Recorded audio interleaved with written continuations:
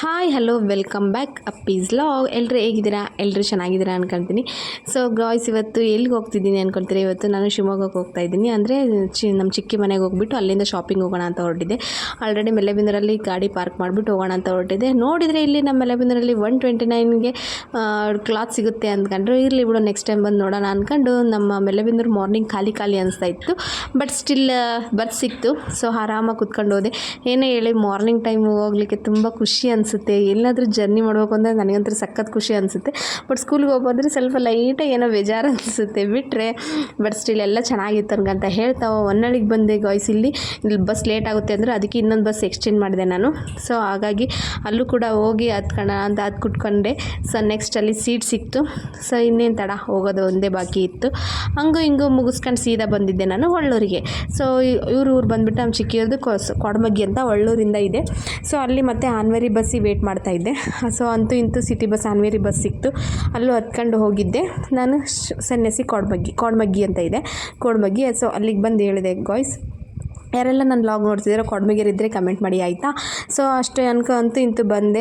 ಇಲ್ಲಿ ನೋಡಿದರೆ ಬ್ರಿಡ್ಜ್ ತುಂಬ ಚೆನ್ನಾಗಿತ್ತು ಅಂತ ಗೊತ್ತಾಗಾಯ್ತು. ನಮ್ಮ ನಂದಿಗುಡಿಗಿಂತೂ ತುಂಬ ಚೆನ್ನಾಗಿ ಕಟ್ಸಿದ್ದಾರೆ. ಇಲ್ಲೆಲ್ಲ ಸ್ವಲ್ಪ ಸೌಕರ್ಯ ಚೆನ್ನಾಗೇ ಇರುತ್ತೆ ಅಲ್ವಾ, ಶಿವಮೊಗ್ಗ ಅಂದ್ರೆ ಏನು ಕಮ್ಮಿನಾ. ಸೊ ಅಷ್ಟೇ ಹೇಳ್ತಾ ನಮ್ಮ ಚಿಕ್ಕಿ ಮನೆಗೆ ಹೋಗೋಣ ಅಂದು ಅಲ್ಲಿಂದ ಸ್ವಲ್ಪ ಒಂದು ಅರ್ಧ ಹಾಫ್ ಆನ್ ಅವರ್ ಆಗುತ್ತೆ ಅಷ್ಟೇ ನಡ್ಕೊಂಡು ಹೋಗ್ತಾ ಇದ್ದೆ ಗಾಯ್ಸ್.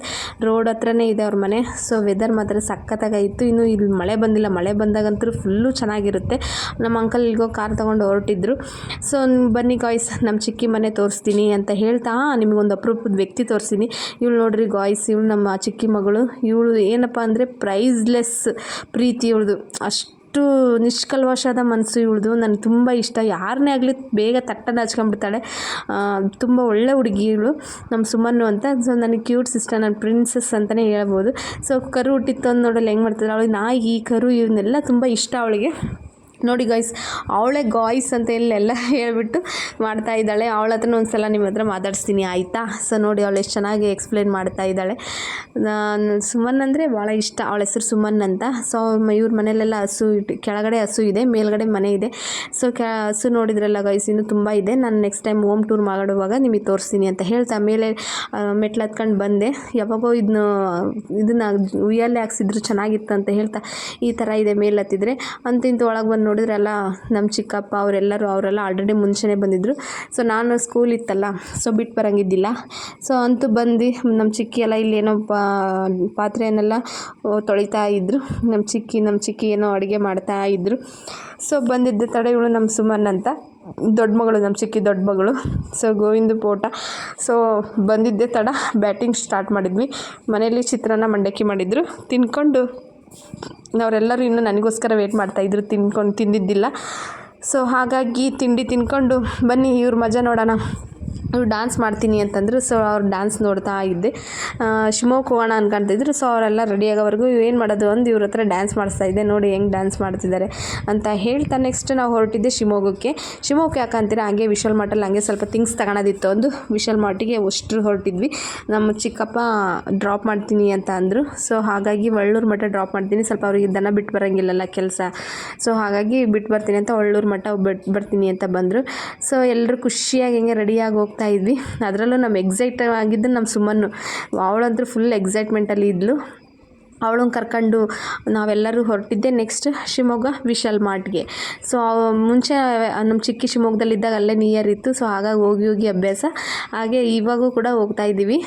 ನಮ್ಮ ಚಿಕ್ಕಪ್ಪ ಡ್ರಾಪ್ ಮಾಡೋಣ ಅಂತಂದು ಒಳ್ಳೂರಿಗೆ ಬಂದು ಡ್ರಾಪ್ ಮಾಡ್ತಾಯಿದ್ರು. ಏನೇ ಹೇಳಿ, ಫ್ಯಾಮಿಲಿ ಜೊತೆ ಟೈಮ್ ಸ್ಪೆಂಡ್ ಮಾಡೋದು ಎಷ್ಟು ಖುಷಿ ಅನಿಸುತ್ತೆ ಅಲ್ವಾ. ಸೊ ನನಗೆ ನೆಕ್ಸ್ಟ್ ಇಂಥ ಖುಷಿ ಅಂದರೆ ತುಂಬಾ ಖುಷಿ ಆಗ್ತಾಯಿತ್ತು. ಇಂತೂ ಮತ್ತೆ ಬಸ್ ಹತ್ಕೊಂಡು ಅವರಿಗೆಲ್ಲ ಸೀಟ್ ಹಿಡ್ಕೊಟ್ಟು ನಾನು ಸೀಟ್ ಹಿಡ್ಕೊಂಡು ಕುತ್ಕೊಂಡು ನಾನು ಮತ್ತು ನಮ್ಮ ಸಿಸ್ಟರ್ ಹೊರಟಿದ್ದೆ ಶಿವಮೊಗ್ಗಕ್ಕೆ ಹೋಗ್ತಾಯಿದ್ವಿ. ಎಲ್ಲ ಅಂತೂ ಸಖತ್ತಾಗಿ ಎಂಜಾಯ್ ಮಾಡಿದ್ವಿ. ಶುಕ್ರವಾರ ಮಾತ್ರ ಭಾಳ ಚೆನ್ನಾಗಿತ್ತು. ಇಲ್ಲೇ ಬರುತ್ತೆ ಅದು ವಿಶಾಲ್ ಮಾರ್ಟು. ಏನಪ್ಪ ಅಂದರೆ ಸಾಗರ ಹೋಗೋ ರೋಡಲ್ಲಿ ಅದೇನೋ ಅಂತಾರೆ ಆಲ್ಕೊಳ ಕ್ರಾಸ್ ಏನಪ್ಪ ಇರ್ಬೋದು ಅದು, ಮೇ ಬಿ ನಾಟ್ ಗೊತ್ತಿಲ್ಲ. ನೆಕ್ಸ್ಟ್ ಬಂದಿದ್ದೆ ವಿಶಾಲ್ ಮಾರ್ಟ್ಗೆ. ಸೊ ಇಲ್ಲಿ ಇವಳು ನೋಡ್ರಿ ಮನೆಗೂ ತಂದೆ ಶಾಪು ಅನ್ನಂಗೆ ಮಾಡ್ತಾರೆ. ಲಾಸ್ಟಿಗೆ ತೋರಿಸಿ ನೋಡಿ ಗಾಯ್ಸ್ ಇವ್ರನ್ನ.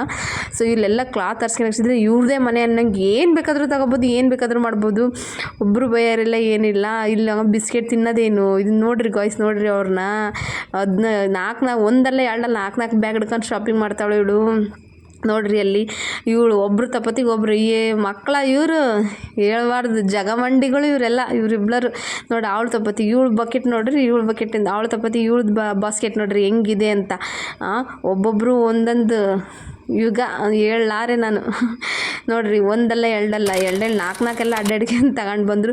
ಅಲ್ಲ ಆಲ್ರೆಡಿ ಬರತ್ತಿ 4 ಗಂಟೆ ಆಗಿತ್ತು. ಸೊ ಹೊಟ್ಟೆ ಬೇರೆ ಚೂರು ಅಂತ ಇತ್ತು. ದೋಸೆ ತಿನ್ಕೊಂಡು ನೆಕ್ಸ್ಟ್ ನಾನು ರಿಟರ್ನ್ ಊರಿಗೆ ಬರಬೇಕಿತ್ತು.